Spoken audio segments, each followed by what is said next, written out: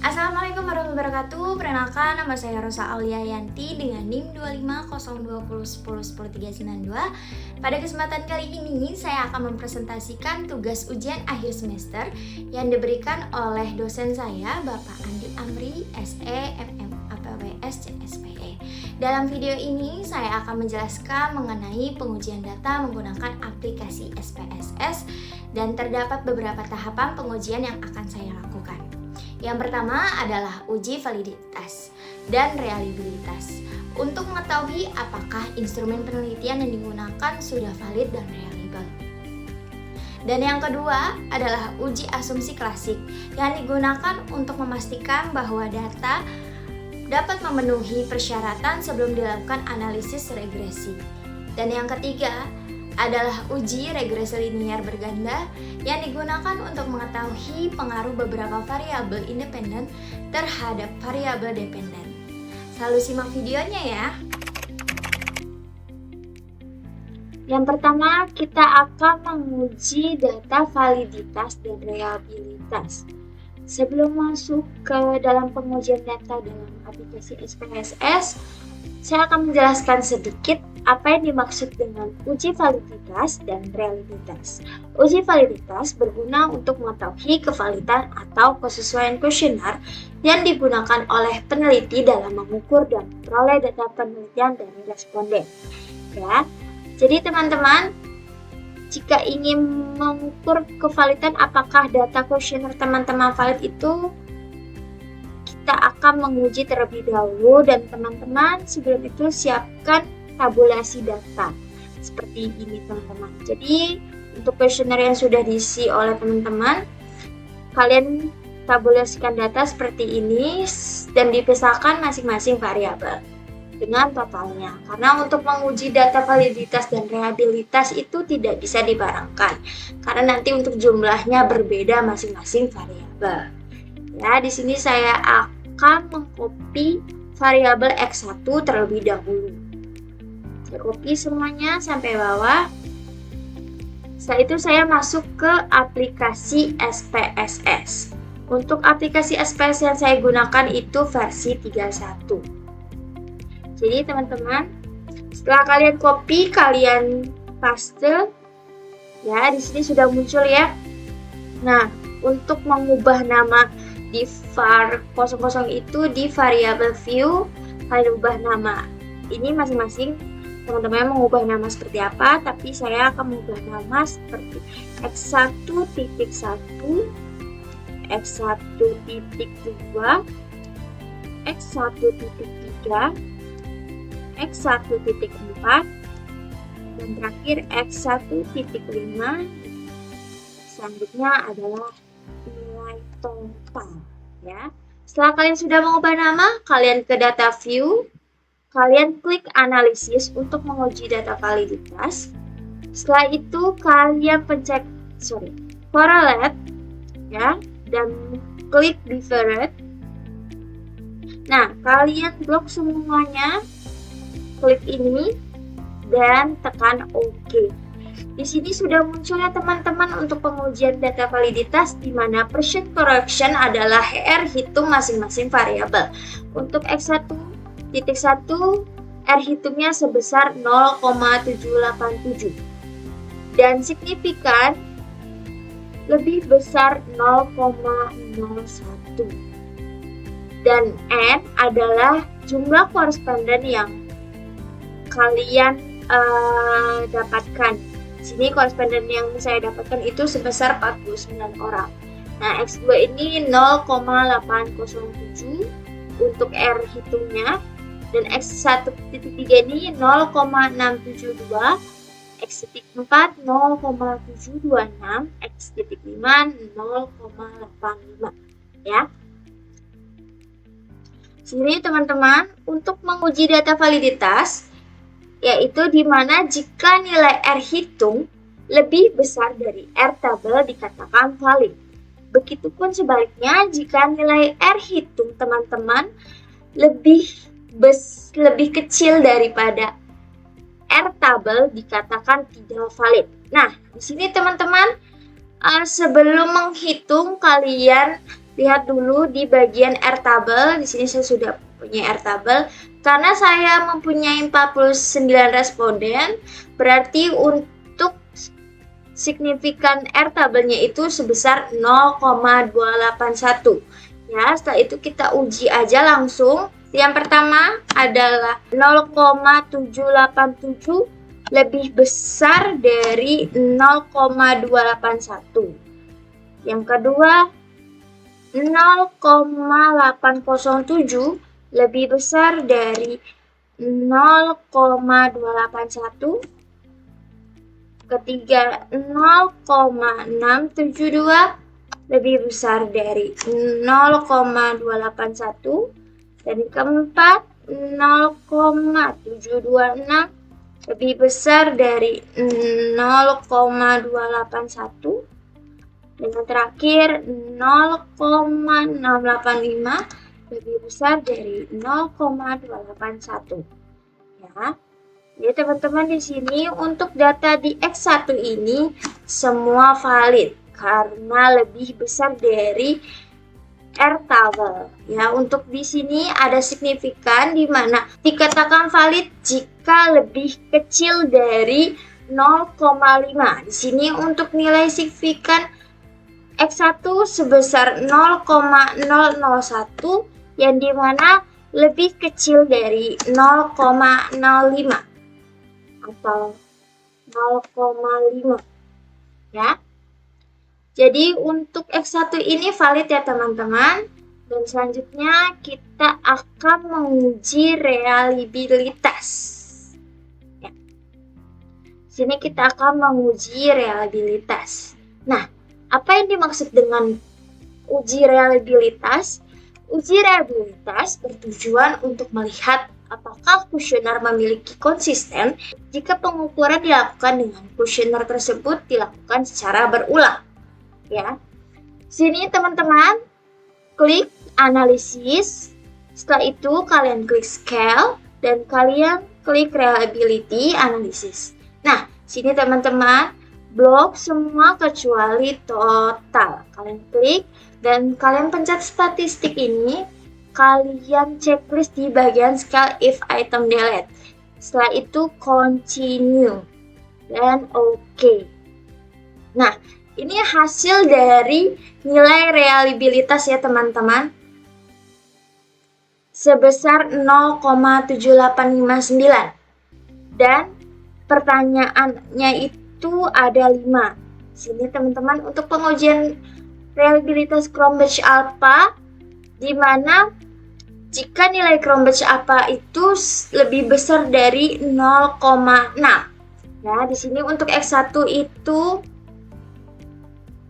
nilai reliability 0,789 lebih besar dari 0,6. Jadi untuk data X1 ini valid ya teman-teman. Dan sini saya sudah memisahkan untuk X2, saya sudah menguji. Ya, di sini untuk X2 untuk datanya ya teman-teman sebesar 0,756 lebih besar dari 0,281 dan untuk X2 ini juga valid dan reliabilitas X2 juga 0,770 lebih besar dari 0,6 yang dimana reliable. Dan Y ini data validitasnya juga valid ya teman-teman karena lebih besar dari 0,281 dan nilai reliabilitasnya itu sebesar 0,737 lebih besar dari 0,6 yang dimana keterangannya reliable. Nah, berikut untuk pengujian yang pertama ya teman-teman. Dan selanjutnya adalah pengujian yang kedua. Kedua, kita akan uji asumsi klasik. Untuk uji asumsi klasik ini mempunyai 3 pengujian. Yang pertama, uji normalitas. Kedua, uji multikolenialitas. Dan ketiga, uji heterokedastisitas. Baik, yang pertama kita akan menguji normalitas terlebih dahulu. Sebelum itu kita siapkan tabulasi data, di mana tabulasi datanya yang kedua ini menggunakan dari total masing-masing variabel. Ya, di sini saya sudah menyiapkan dan saya copy saja. Itu kita masuk ke SPSS, paste, lalu kita beri nama di variable view. Di sini saya kasih nama S1, S2, dan Y. Dan di sini label saya kasih nama dari isi kuesioner saya, yaitu data tarif toko retail.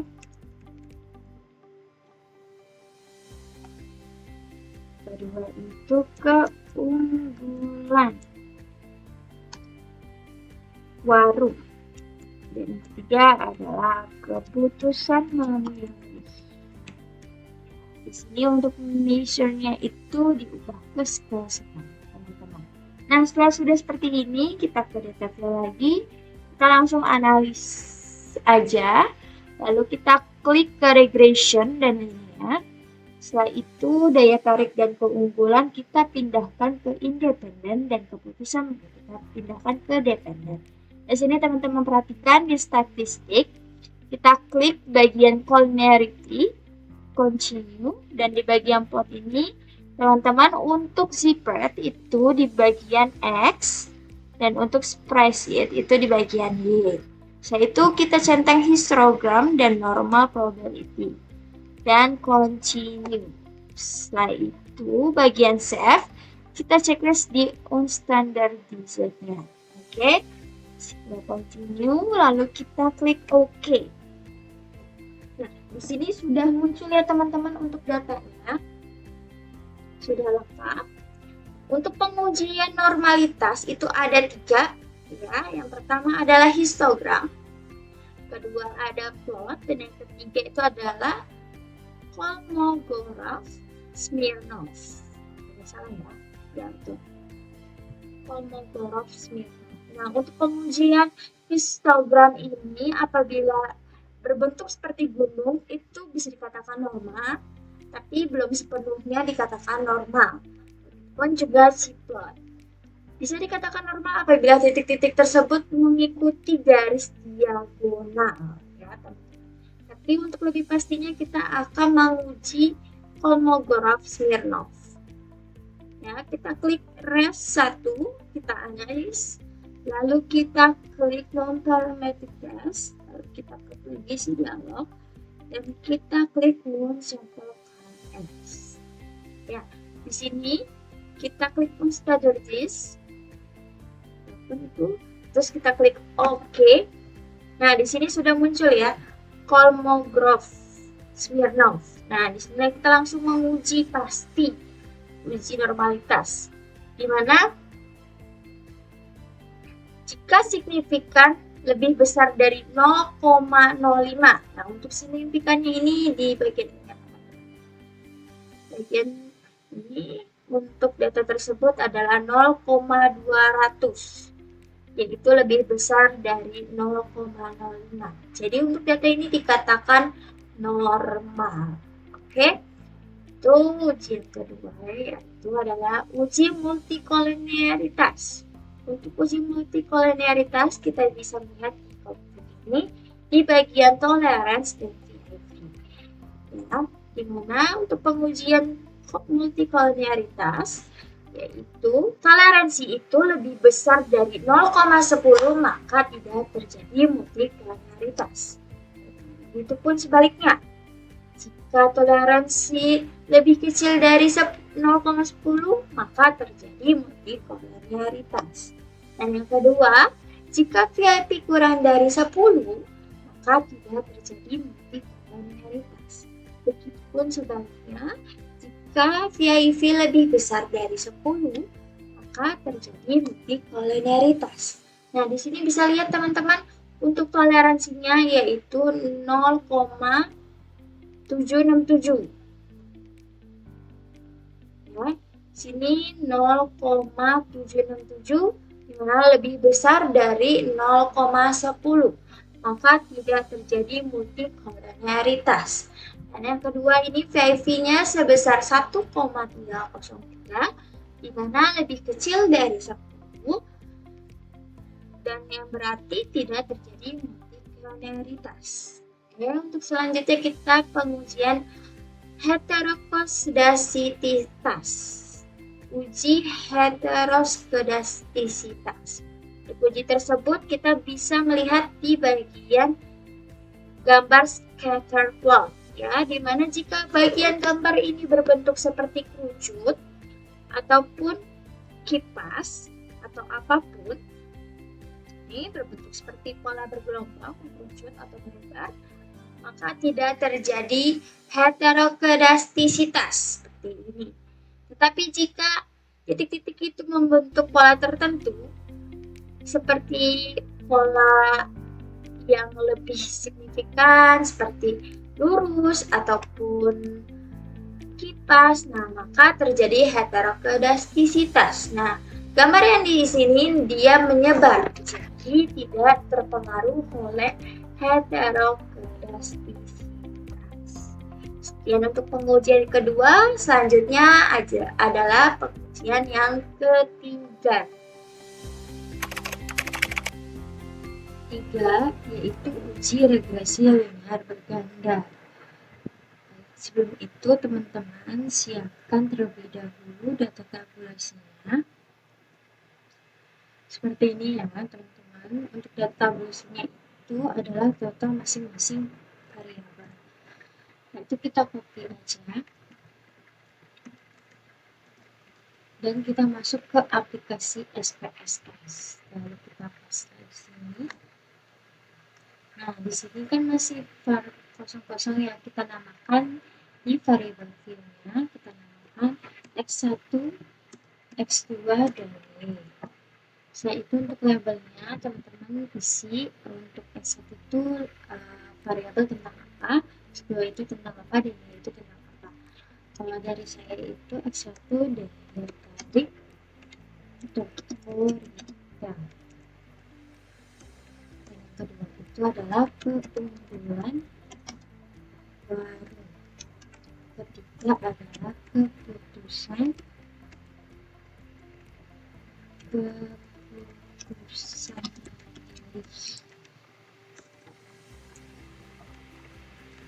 Nah, di sini untuk measure-nya teman-teman ganti ke skala semua. Kalau sudah, kita balik lagi ke data view, langsung kita menguji regresi linear berganda. Kenapa kita bisa menguji regresi linear berganda? Karena kita tadi sudah lolos data ini di uji asumsi klasik. Jadi teman-teman, sebelum menguji regresi linear berganda, tolong pastikan dulu untuk di uji asumsi klasiknya itu lolos atau tidak. Jadi kalau misalnya sudah lolos, kita langsung aja klik analis, lalu kita pilih regression ke linear. Nah, di sini untuk daya tarik dan keunggulan warung kita klik di independen, dan keputusan mandiri kita klik di dependen. Di sini statistiknya untuk checklistnya seperti ini ya teman-teman. Lalu langsung klik sini dan klik OK. Nah, di sini sudah muncul ya teman-teman datanya. Untuk data yang kita ambil itu di bagian coefficient. Langsung aja kita uji ke regression linear. Nah, di sini ada rumus dari regresi linearnya itu Y sama dengan A plus B1 X1 ditambah B2 kali X2. Jadi untuk hasil inputnya untuk A itu sebesar 6.807 ditambah B1 dan X1 nya itu 0,477 ditambah B2X2 itu 0,219 ya. Jadi untuk penjelasannya di mana nilai A sebesar 6.807 merupakan nilai konstanta, di mana artinya jika variabel daya tarik toko X1 dan keunggulan warung X2 dianggap tidak mengalami perubahan atau bernilai 0, maka nilai keputusan memilih Y sebesar 6.807. Dan di sini B1, nilai koefisien regresi X1, di mana sebesar 0,477 477 menunjukkan bahwa variabel daya tarik toko memiliki pengaruh positif terhadap keputusan memilih. Artinya, setiap kenaikan satuan pada variabel daya tarik toko akan meningkatkan keputusan memilih sebesar 0,477 dengan asumsi variabel keunggulan warung tetap. Dan yang terakhir yaitu B2, nilai koefisien regresi X2 sebesar 0,219 menunjukkan bahwa variabel keunggulan warung memiliki pengaruh positif terhadap keputusan memilih. Artinya, setiap kenaikan satuan pada variabel keunggulan warung akan meningkatkan keputusan memilih sebesar 0,219 dengan asumsi variabel daya tarik toko tetap. Sekian ya teman-teman untuk penjelasan di regresi linear berganda. Semoga bermanfaat. Kurang lebihnya mohon maaf apabila ada kesalahan kata. Wassalamualaikum warahmatullahi wabarakatuh.